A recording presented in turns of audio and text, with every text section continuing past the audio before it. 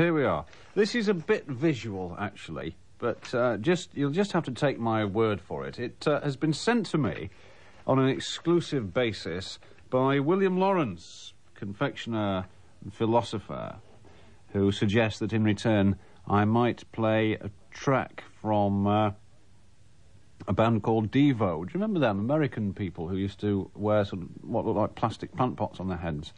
A track called Jocko Homo. I fear not. Anyway, I really have looked for it and we haven't got it. So it must be quite good because it's been pinched. So I'm afraid not. But I'm sure that Go Away Little Squirrels was adequate. It was in the same sort of vein, wasn't it? The Prestwich and Whitefield Guide. It's just the front page. I think this is a proof, actually. I don't know, you may not have been up to that part of the city and seen the Prestwich Guide. It's an interesting newspaper, although not in the way that I think its publishers intend it to be. And Mr. Lawrence has sent me what appears to be a dummy front page from a forthcoming issue. I'll read you some of them. Headline, main story is DJ Jim tells joke, 6 offended.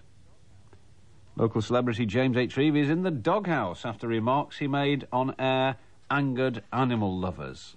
Quick-witted Reeve, 24, thank you, who hosts a popular late-night wireless programme, regularly stimulates his sizable following with his amusing banter and light-hearted repartee. According to local animal rights campaigner Mrs. Frida Gibbon, however, he has gone too far this time. Mr. Reeve is said to have told a joke which showed complete insensitivity and was in very poor taste. It's not just me who thinks so, said Mrs. Gibbon. This is just the sort of thing which prompted us to set up our animal radio surveillance exercise, ARSE, in the first place. The joke in question is said to have concerned a werewolf who was admitted to casualty, apparently following a suicide attempt. It's clear Mr. Reeve has failed to grasp the seriousness of the situation, said Mrs. Gibbon. It is precisely because people in his position choose to make sordid jokes that tragedies like this are a daily occurrence. Mr. Reeve was unavailable for comment. Our reporter called at his well-appointed Prestwich home, but was turned away by a heavily built man who claimed that the wiry DJ was not in. Disgruntled neighbours of the radio presenter cast doubt upon the identity of the man guarding their house. Mrs. Hilda Bonkin, 93, told us, he claims to be a workman, but I mean, look at the size of him. Obviously, the man is some sort of heavy. His bottom looks like a photo finish in an airship race. And village bids farewell to youngsters. There's plenty of this that keep us going till 1 o'clock on its own. It's the thrill and excitement of travel to foreign parts for dozens of lucky village schoolchildren as the annual educational visit season is with us again. Prestwich is twinned with the balmy southern town of Chorlton-cum-Hardy, and our young ambassadors will soon be making the 7.5-mile trip across the urban heartland of Greater Manchester to greet their counterparts in sunnier climes. I'm hoping to get a tan, confessed breathless Stephen Penk, aged 14, and perhaps a massage. The coordinator of the scheme is school's project leader, Thelma Thorshall-Thurviadvis, aged 49. I'm sure there's a pun in there, but I can't work it out. She has exciting plans for extracting even more educational benefit from the venture. Instead of the usual GM bus route, she explained... Thank you. Oh, really? Just a message then. Instead of the usual GM bus route, she explained, we're exploring the possibility of a new Ribble service which passes the door of the Kersal soap factory and even offers kids a distant view of Barton Bridge, currently the most irritating road development scheme in Europe. And on to local man is Russian Supremo. Being leader of one of the world's greatest nations is not a job to be taken lightly. But for Butterstyle Lane resident Mr. Mikhail Gorbachev, it's all in a day's work. Mr. Gorbachev, 27, told us, at first people thought it was strange meeting the Soviet leader in the Chinese chippy, but they soon got used to it. Now they cheerfully ask me how I'm getting along with perestroika. Mr. Gorbachev is lucky enough to have friends in high places, in particular Bury's Lord Mayor Jackie Adler. He said, "Jackie is a very warm and supportive person. She has helped me to get to where I am today." Mr. Gorbachev is modest about the sources of his inspiration for reform of the Soviet Union. However, some Eastern Bloc commentators have noted that in recent years, the Moscow May Day celebrations have shown an increasing resemblance to the Prestwich Rose Queen Festival. This is too good. You're too clever by half, Mr. Lawrence. I'm like that, really, about taking exception to it. I mean, a machete-wielding youth went berserk in Sedgley Park, slaughtering 5 passers-by and injuring 14 others before turning the lethal blade upon himself. He also caused some damage to a hedge. That's the sort of thing. It's not that far off it, actually. I'll float you some more of that stuff a little bit later on. For the moment, we have a whole lineup of distraught punters who wish to make conversation, and therefore we shall get on to them, metaphorically speaking, as soon as possible. This is Dan Tootie in Stalybridge, Fletcher.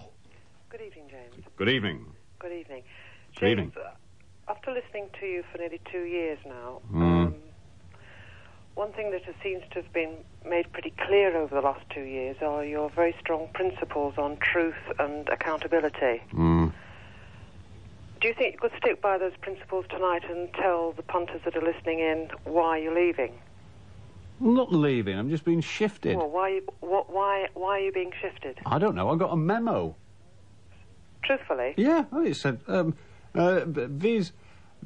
to James H from MB, please note in future, will you turn up quite early in the morning rather than late in the evening smelling of drink, as has been your custom in the past? So do you think it's perhaps a drop in audience rating, or do you think perhaps it's... let me finish. That your programme has trodden on too many feet? Well, I don't know. I mean, Norman, of course. I do have my letter from Norman. Did I tell you about that one? Yes. Oh, yeah. I wonder. I just wondered because... You're worried, aren't you, Heather? Well... You sense a conspiracy here? I've noticed since the bombing incident with Kate Adie that there has been quite a change in the BBC's attitude and broadcasting attitude. They seem to have closed ranks somewhat. There seems to be less freedom.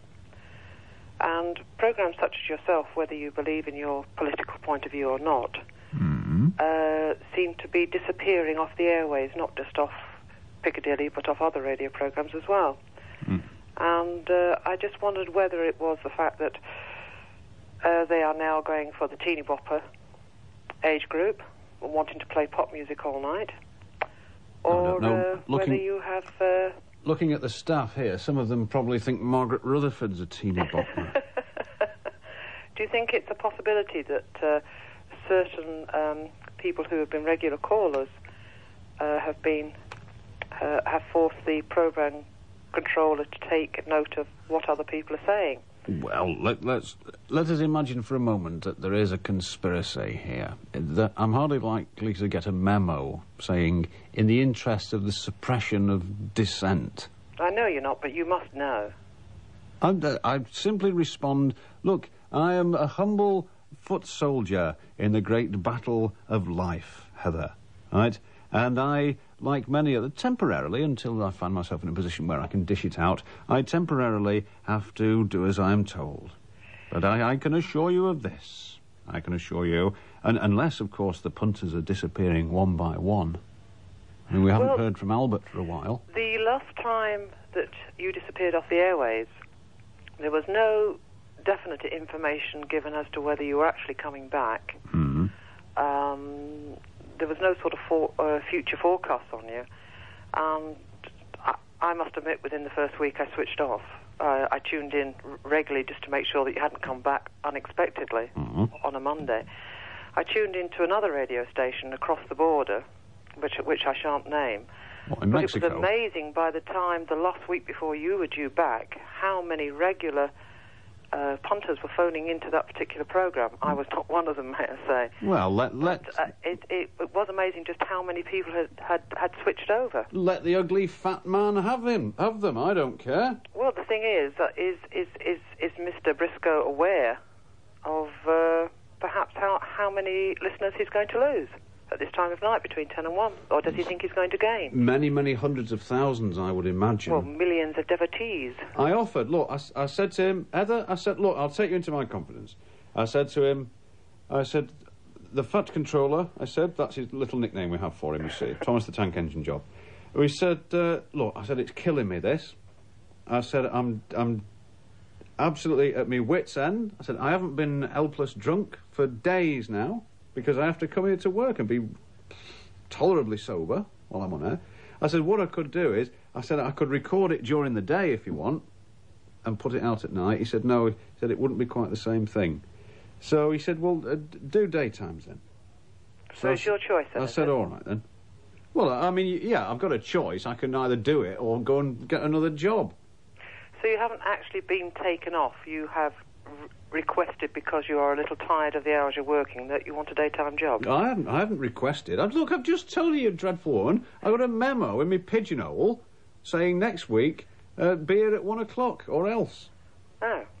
So you haven't really managed to answer my question. And also, if I remember rightly, when Mike Briscoe was on a particular programme of yours, where he was sort of answering questions such as mine, he said that they would never do anything underhand, and that the listeners would always be informed as to what was going on. And that was obviously a complete eyeful, wasn't it? Oh, no, not at all. God, if he's listening. No, well, I'm no, sorry, no. Mr. Briscoe, if you are, you have gone back on your word, because you have done exactly what you said you weren't going to do when you were on TV, radio being interviewed. How dare you say such a thing about that nice Mr. Briscoe? Yes, well, Mr. Briscoe, I'm very sorry, but I will be one listener less on Piccadilly as from Friday evening. Well, you will have the opportunity to get your fill of me, so to speak, Ms. Fletcher, in the afternoon times, when I can assure you that the same acerbity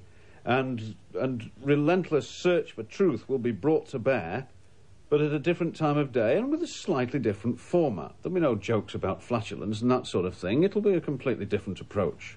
Well, and perhaps the odd one, you know, if it's a particularly amusing one. Yeah, but otherwise it won't just be...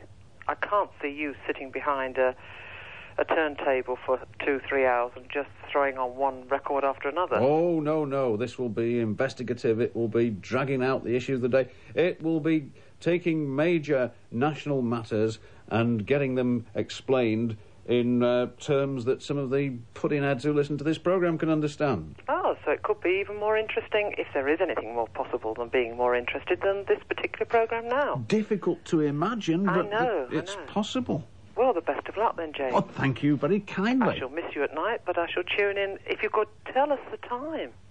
Yes, it's... No, not now, the time you're coming on. Oh, I see. 1300, I understand. 1300 hours. And that's on Monday, is it? Yes, right. Yes. OK, right then, James. Well, all the best with your new time slot. I hope I remember. It's just occurred to me, I hope I'm not sort of painting away at 12:30 when I get a phone call saying, where are you? Hey, I better make a note of that somewhere. Could you give us a ring, do you think, on Monday morning? Yes, of course, I do have. So I don't forget. Because I've got a terrible memory, you know. Yes, I'll give you an early morning call. Oh, thank you. Okay. Well, give me an early morning nudge if you want. Get off now. And in Rochdale, Susan Kershaw. Oh, yes? I was just wondering, I know it's sort of going over old ground here, but about your leaving. We've just done that. I know, but I want to ask something else. Just a minute. I'm not leaving. Oh, well, all right then. Going over to another time. Oh, all right, I'll go over then. Change is as good as a rest. Yes. No, I mean, what times will you be on? I mean, you just said 1300 hours. Is your phone all right? Yeah. Why? What do you mean? Well, I've just told that other woman that. What?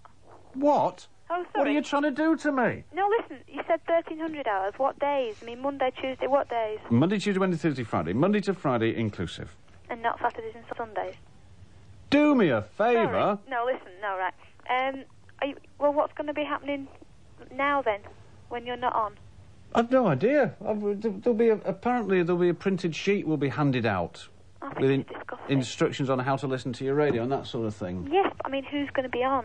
I don't know. Is it going to be interesting?